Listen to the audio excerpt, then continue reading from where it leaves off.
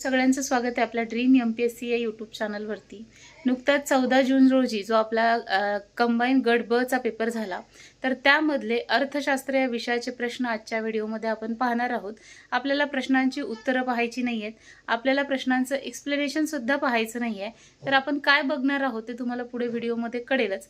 आपण एक सामान्य विद्यार्थी आहोत आणि अर्थशास्त्र या विषयाची जर आपल्याला भीती वाटत असेल, तर या विषयाला कसं टॅकल करायचं किंवा एक्झाम मध्ये आता कंबाईन परीक्षेच्या बाबतीत पकडलं तर एका तासामध्ये आपल्याला 100 प्रश्न सोडवणं हा खरंच एक खूप कठीण असा टास्क आहे। परंतु या वेळेत जर आपण थोडासा विचार करून या प्रश्नांना टॅकल केलं ना, तर बरेच प्रश्न आपले म्हणजे आपल्याला काही येत नसताना सुद्धा बरोबर येतात। आणि परीक्षेत होतं काय, या परीक्षेमध्ये नेमका आपल्याला एक तासामध्ये जो काही स्ट्रेस येतो ना, त्यामध्ये चुकतात उत्तरं आणि मग आपल्याला वाटतं की नाही पेपरच कठीण होता किंवा मग माझं यावेळेस होणारच नाही किंवा मी या पोस्टच्या लायकीचाच नाही, अशा बऱ्याच गोष्टी आपल्याला वाटत असतात। परंतु अर्थशास्त्र हा विषय थोडासा कॉमन सेन्सने जर आपण तो विषय अभ्यास केला किंवा त्या विषयामधून आपण आपल्या डे टू डे लाईफच्या ज्या काही एक्सपिरियन्सेस आहेत त्यांचा जर का त्याच्यामध्ये अंतर्भाव केला ना, तर अर्थशास्त्र हा विषय अतिशय सोपा आहे। तर तुम्हाला आजच्या व्हिडिओमध्ये मी आपल्या पेपरमध्ये आलेले जे काही अर्थशास्त्राचे पर्टिक्युलर 15 प्रश्न आहेत त्यामधले असे काही प्रश्न सांगणार आहेत जे तुम्हाला अर्थशास्त्राचा काहीही अभ्यास नसताना सुद्धा सोडवता आले असते। म्हणजे तुम्ही जरी अर्थशास्त्राविषयी कधी उघडूनही पाहिलं नसत तरी सुद्धा सोडवता आले असते, असे प्रश्न मी तुम्हाला सांगणार आहे। त्याचसोबत आपल्या अर्थशास्त्र विषयाचे आता आपण लेक्चर चालू करणार आहोत, तर त्या संदर्भात सुद्धा मी तुमच्यासोबत व्हिडिओच्या एंडला बोलणार आहे। सो पहिल्यांदा आपण पाहूया की कोणते असे प्रश्न आहेत जे तुम्ही कुठलाही अभ्यास न करता सोडवू शकत होतात। तर स्टार्ट करूया।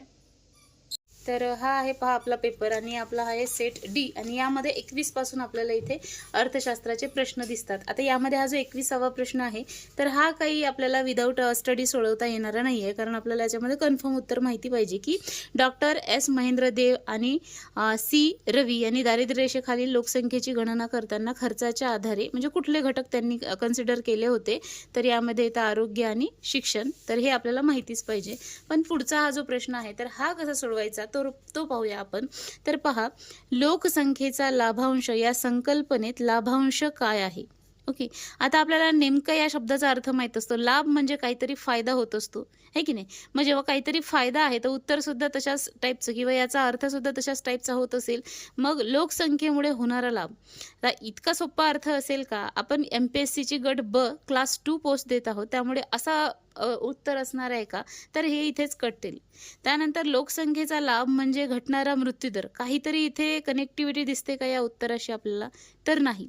आता चौथा प्रश्न आहे, वाढती प्रौढांची लोकसंख्या आणि दुसरा ऑप्शन आहे काम करण्याच्या वयातील वाढलेली लोकसंख्या। आता वाढती प्रौढ लोक तर वाढत आहेत, परंतु त्याही पेक्षा जे रिलिव्हंट वाटतं ते म्हणजे काम करण्याच्या वयातील वाढलेली लोकसंख्या। म्हणजे लोक जे काही काम करत आहेत, म्हणजेच काय, लोकसंख्या वाढत आहे म्हणजे जे काही तरुण आहेत आपल्या देशांमधले त्यांची संख्या प्लस होत आहे आणि हे तरुण काय करणार आहेत, तर काम करणार आहेत आणि आपल्या देशाला एक प्रकारे ते अर्थार्जन करून देणार आहेत, पैसा मिळवून देणार आहेत। आणि मग हाच काय आहे, तर आपल्या या लोकसंख्या लाभांशाचा अर्थ आहे किंवा ही संकल्पना आहे। म्हणजे काम करण्याची जी काही लोकसंख्येचा लाभांश म्हणजे काय, तर काम करणाऱ्या लोकसंख्येमध्ये वाढ होणे, तर हे आहे लोकसंख्येचा लाभांश। तर हे आहे आपलं याचं उत्तर। मग आता याच्यासाठी आपला अभ्यास नसत, तुम्ही म्हणाल की इतकं डोकं त्या 1 तासात चालतं का? तर चालतं। आपण जेव्हा जर तुमचं चालत नसेल तर मग तुमची एक्झाम निघेल कशी?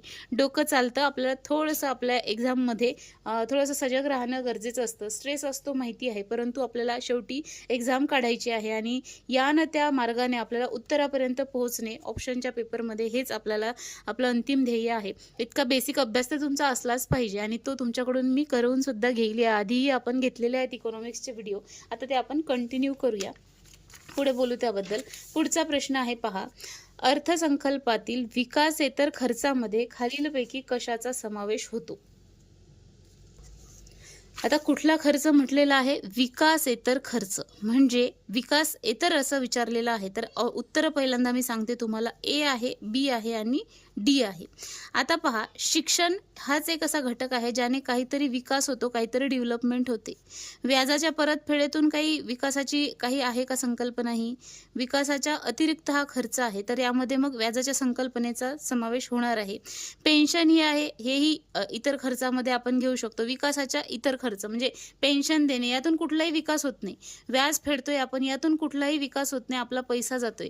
पेन्शन धारक जे व्यक्ती आहे त्याचा आपल्या देशाला ॲक्च्युअल सध्या काही फायदा नाही आहे, त्यांनी त्यांचं कार्य केलेलं आहे, त्यामुळे हा काही विकासामध्ये कन्सिडर केला जाणार नाही, हा घटक सुद्धा केला जाणार नाही. आणि प्रशासकीय सेवा हा सुद्धा त्याच्यामध्ये कन्सिडर केला जाणार नाही, सेवा आहे शेवटी.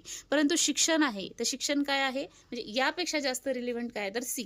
मग शिक्षण काय आहे, तर एक विकासाचीच गोष्ट आहे, कारण शिक्षण घेणारे विद्यार्थी पुढे जाऊन कुठल्या तरी पदावरती जातील, नोकरी करतील, काहीतरी व्यवसाय करून आपल्या देशाला पैसा मिळवून देतील. त्यामुळे याचं ऑप्शनमध्ये आपल्या सी असायला नको, असं उत्तर आपल्याला पाहिजे. वरील सर्व येणार नाही, सी इथे आहे म्हणजे हे येणार नाही, आणि सी इथे आहे म्हणजे हे येणार नाही, उरलं काय आपलं ऑप्शन नंबर 2. तर हा सुद्धा प्रश्न आपण न काही माहीत असताना सोडवू शकतो. आता कसं असतं, आपल्याला भीती वाटते त्या पेपरच्या स्ट्रेसमुळे, परंतु थोडंसं आपण जर का इथे या अर्थशास्त्र या विषयाला आपल्या डे टू डे लाईफशी कनेक्ट करून जर का घेतलं, तर ते कसं करायचं ते सुद्धा आपण पुढे पाहू. तर हे उत्तर आपण असे काढू शकतो.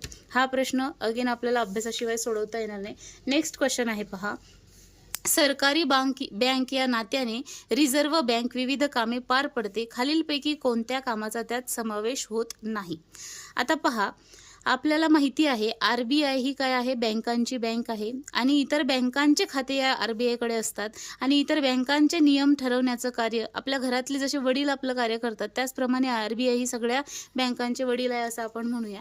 मग ते काय काय करतात, तर पहा, चलन धोरणाची अंमलबजावणी, ऑब्व्हियस हे तर कार्य आहेच. बँकिंग क्षेत्र, आता बाप आहे म्हणजे नियम घालणार, मग बँकिंग क्षेत्राचे जे काही नियम आहेत ते RBI बँक घालते. शेअर बाजार, अर्थविषयक बाबीवर शासनाला सल्ला देणे, obviously RBI reserve bank of India भारताची बँक आहे, तर शासनाला ते सल्ले देण्याचं कार्य सुद्धा करते. आता शेअर बाजारचे नियम तुम्हाला माहिती आहे, आपण जे काही शेअर बाजारामध्ये इन्व्हेस्ट करतो त्याच्यावरती बँकांचं काही घेणं देणं असतं का? तुमचे पैसे शेअर बाजारामध्ये बुडाले तर RBI तुम्हाला परत करते का?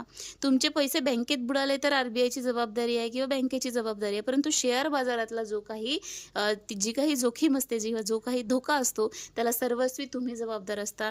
याच्या आणि RBIचा काहीही संबंध नाही आहे, तर त्यामध्ये या शेअर बाजार नियमनाचा काहीही समावेश होत नाही. आणि हे सुद्धा प्रश्न आपण कुठल्याही अभ्यासाविना याचं उत्तर आपल्याला देता येते की शेअर बाजार आणि बँकांचा काही संबंध असणारच नाही, हे आपल्यावर आहे. त्याच्यामध्ये इन्व्हेस्ट करायचं नाही करायचं, त्याच्यात झालेले धोके आपले असतात, त्याच्यात झालेला फायदा सुद्धा आपलाच असतो. त्यातलाही पैसा काही बँक तुम्हाला मागत नाही की दे आमचे, असं काही नाही आहे. त्याच्यामुळे हे त्याचं उत्तर आहे.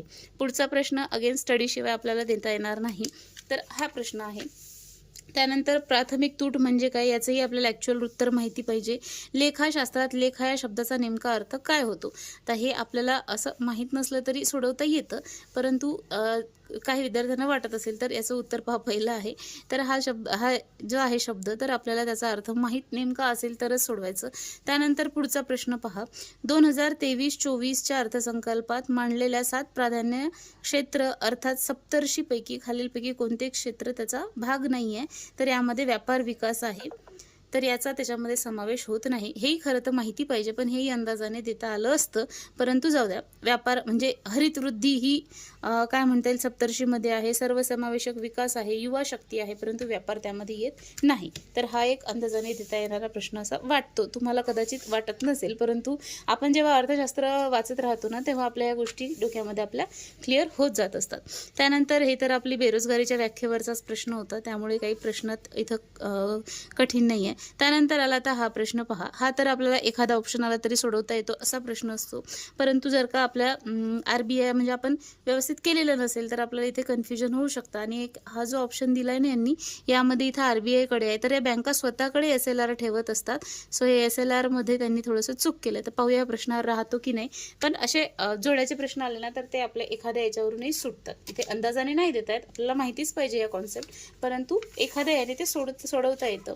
म्हणजे आपण या विषयाचं टेन्शन घेऊ नये यासाठी मी सांगते. तुम्हाला काही असं अंदाजाने पेपर सोडवा असं मला नाही सांगायचं आहे. आता नेक्स्ट क्वेश्चन पहा, भारतात राष्ट्रीय उत्पन्नाचे मापन करताना कोणत्या मर्यादा आणि अडचणी निर्माण होतात? आता मर्यादा किंवा अडचण हा काय आहे? एक नेगेटिव्ह शब्द आहे. ओके, हो की नाही? तर मग आपल्याला तसंच इकडे ऑप्शनही असतील. तर पहा, उत्पन्न वाटणीच्या आकडेवारीचा अभाव.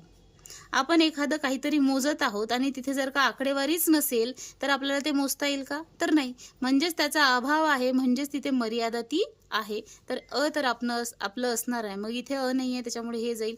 तर हे किंवा हे तीनपैकी असेल. न नोंदविलेले बेकायदेशीर उत्पन्न. ऑब्व्हियस आहे, नोंदवलेलं जे नसणार, जे बेकायदेशीर असणार, ऑब्व्हियसली नोंदवलेलं नाही आहे म्हणजेच बेकायदेशीर आहे. आणि असं उत्पन्न जर का आपल्याला माहिती नसेल तर ॲक्च्युअलमध्ये आपल्याला उत्पन्न मोजता येईल का? आपल्या घरातला एखादा छोटा भाऊ आहे, त्यांनी समजा तो व्यवसाय करतोय, त्याचा पगार आपल्याला माहिती आहे 20,000 आहे, दुसऱ्याचा 20,000 आहे.